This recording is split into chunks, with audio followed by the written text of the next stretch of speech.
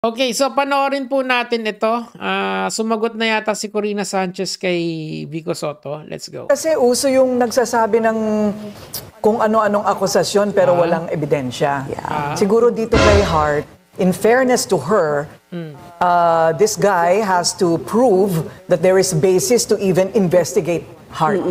Okay, so ang post na to kasi parang pinaparinggan niya daw si Mayor Vico Sotto. In my opinion, may hawig. Ibig sabihin talaga, applicable din kay Mayor Vico. Pero hindi naman, wala kasing explicit na pagsasabi na, oy, Mayor Vico, ganito, ganyan. So, recently kasi, si Hart Evangelista ay nababash because Nepo wife daw siya. And recently din, si Miss Corina Sanchez ay nababash din because of the interview na ginawa niya with Sara Diskaya. Actually, I still talk to my sister using our British accent. So we converse in English. I even converse with my kids in my accent, and they understand both the British accent as well as the American English accent. The first of these... Palakpakan. Dahil dyan. Diba? So,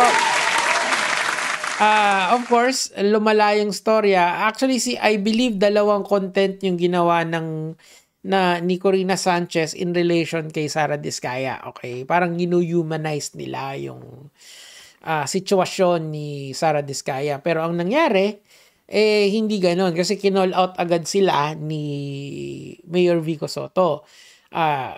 Nung mainit yung issue. Sinabi ni Mayor Vico Sotto na ganon na, tumanggap daw ng pera yung mga journalist na uminterview kay Sara Diskaya ng specific amount, 10 million.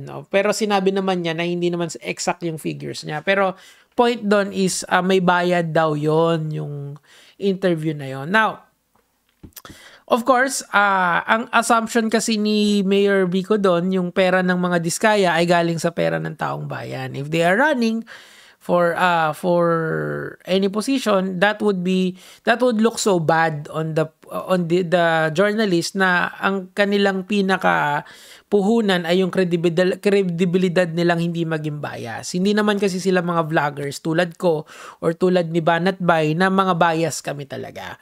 And explain ko halimbawa si Banat Bay, obviously bias yon towards the Dutertes. Ako, kila Lenny, kila Risa Rontiveros, di ba? Doon yung bias ko. So makikita nyo na as vloggers, we are very clear with our bias. So kayo, kung trip nyo yung pink na commentary, dito kayo sa akin. Kung ayaw nyo yung pink, doon kayo sa DDS. Kung gusto nyo kami nagdedebate, manonood kayo sa amin. Yun yung binibigay naming mga vloggers. However, the journalist kasi is iba. Iba yung standards nila. Bago sila mag-post, sasalain muna ng mga editors nila yan. Bago sila magsalita, titignan mo, fact check muna nila yan ng maraming beses bago pa hiharap yan. So, if ikaw ay kilalang journalist tulad ni Corina Sanchez and to an extent kay Julius Babaw, why are you taking interviews with the Diskayas na napaka-questionable or red flag at the very least yung kanilang mga ginagawa sa buhay, di ba? According to Mayor Vico. Now, of course, syempre, yung pag sinabi mo na ikaw ay nabayaran ka, or binayaran ka, inakusahan mo siya, of course, yung journalist will have, at the very least, yung reputation niya yung madadamage doon. And there are laws that protects one's reputation, di ba? Nandiyan yung libel, of course. She can file if she wants to, kasi nga, obviously, naapektuhan yung reputation niya. Ngayon, si Mayor Vico naman, on his side, sasabihin niya, hindi, yung intentions ko are not malicious. Ang intentions ko is to defend the people's money. Kaya ako sinabi to, bahala na kung sino yung tatamaan. Again, meron siyang justifiable motives dun sa ginagawa niya.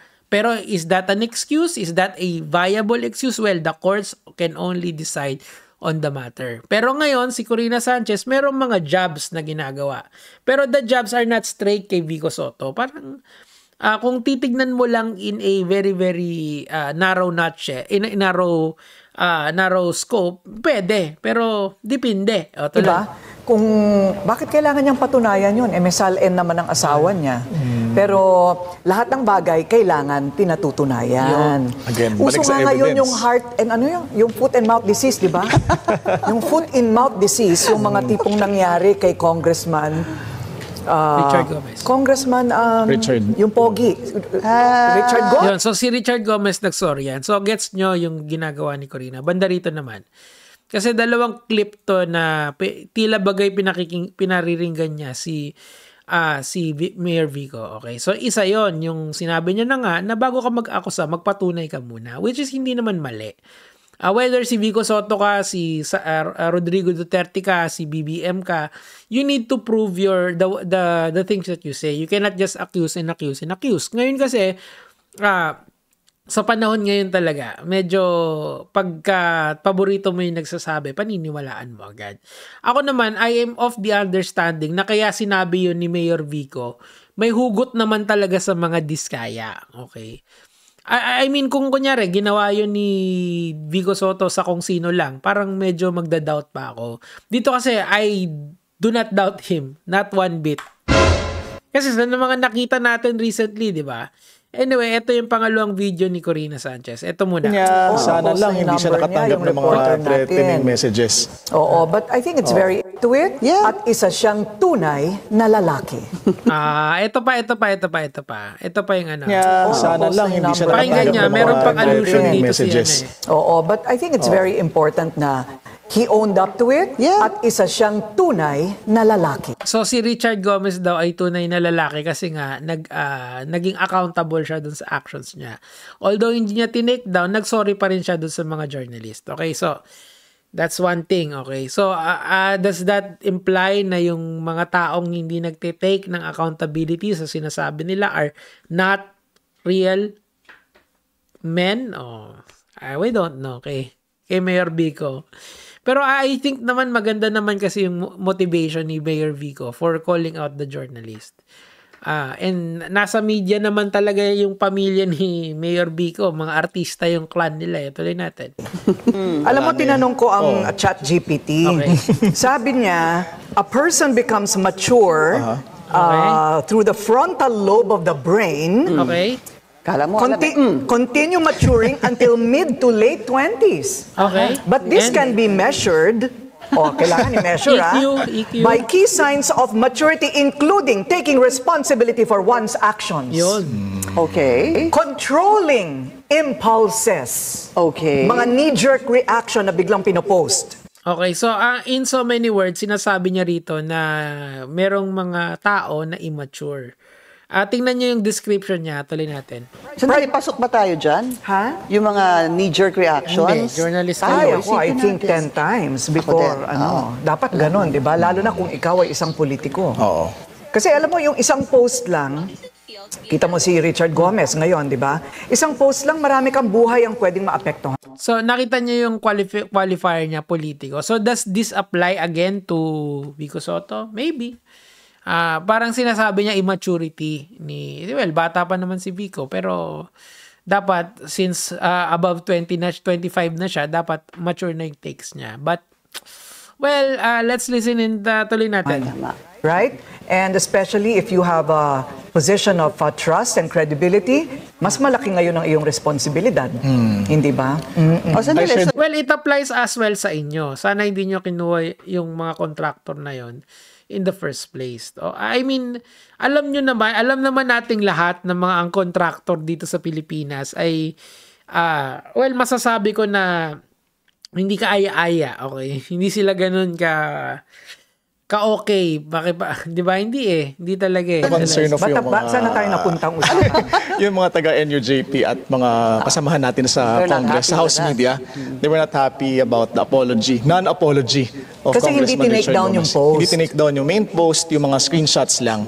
So, ibig sabihin, parang hindi niya nire-retract yung sinabi niya na may media spin at bayad ito. And we ayun know na for one na hindi bayad si Josh, di ba? Right. Si Joash and our Pesahod. Hindi ko pwede yun yung ibig sabihin nun. mga colleagues sa House media. Oo, Joash, manlibre ka naman, bayad ka daw.